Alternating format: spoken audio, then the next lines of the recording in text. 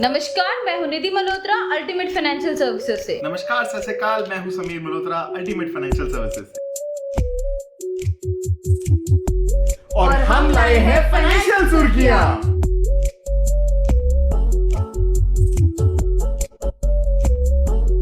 आज हम बात करेंगे बैड बैंक क्या होता है। बैड बैंक का प्रपोजल जो है वो आईबीए ने गवर्नमेंट और आरबीआई को दिया है। आइए तो विस्तार में इसके बारे में बात करते हैं।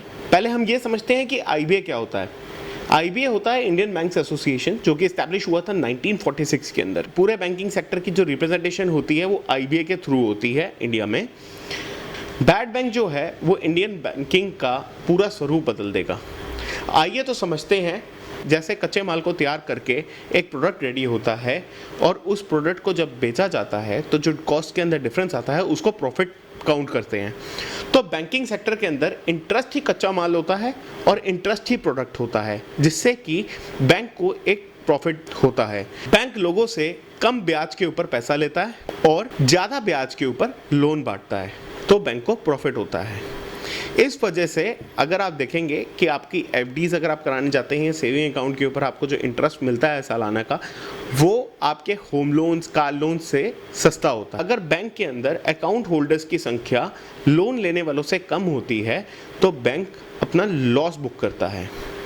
प्लस बैंक्स को कुछ पैसे अपने पास भी रखने होते हैं और कुछ पैसे आरबीआई के पास भी जमा कराने होते हैं। अब बैंक को प्रॉफिट कम होता है तो बैंक अपना ज़्यादा लोन बांटने की तरफ चलती है, या अगर हम ये बोलें कि वो छोटे छोटे पर्सनल लोन्स या बिजनेस लोन्स या होम लोन वगैरह बांटने की जगह वो कॉर्पोरेट लैंडिंग करती है या कॉर्पोरेट लैंडिंग की तरफ बढ़ती है। अब कॉर्पोरेट लैंडिंग क्या होती है? जब लाखों के लोन नहीं बढ़ते हैं, यहाँ पे कॉर्पोरेट लैंडिंग के अंदर करोड़ों अरबों के लोन बांटे जाते हैं। अब हम बात करते हैं एनपीए की। क्यों? क्योंकि एनपीए जो है वो इस बैड बैंक के साथ बहुत अच्छा गहरा संबंध करता है। एनपीए होता है non performing asset. Non performing asset क्या होता है? अब आपने अगर बैंक से लोन लिया due to some financial crisis, या ड्यू टू आपका बिजनेस कोई भी घाटे से निकल रहा है, या आप रीपेमेंट देना बंद कर देते हैं, तो आप एक डिफ़ॉल्टर की लिस्ट के अंदर आ जाते हैं कि आपका जो लोन है वो डिफ़ॉल्ट हुआ। पहले वो डीपीडीज़ के अंदर बनेगा, फिर डीपीडीज़ अगर आप ज़्यादा इसको अगर प्रोलॉन्ग करते हो 1 साल तक, अगर आप बैंक को अगर पे नहीं कर पा रहे हो तो बैंक आपको नॉन परफॉर्मिंग एसेट के अंदर घोषित कर देगा। अब अगर आप उसके बाद भी अगर एनपीए घोषित होने के बाद भी अगर आप परफॉर्म नहीं कर रहे हो तो आपको राइट ऑफ कर दिया जाता है आपका अकाउंट।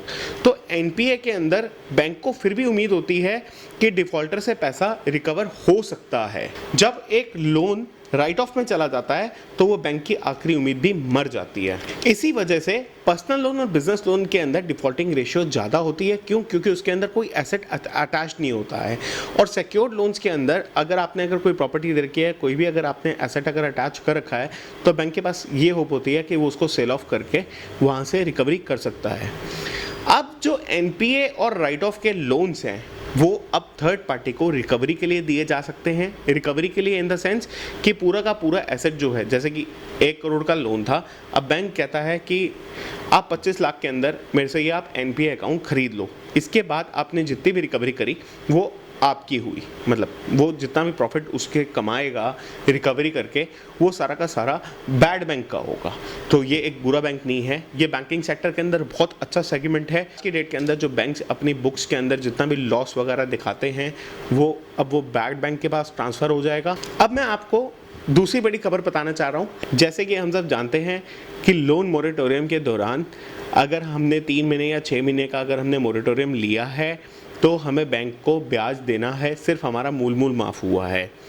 तो इसी के चलते सुप्रीम कोर्ट के अंदर पिटीशन फाइल करी गई है।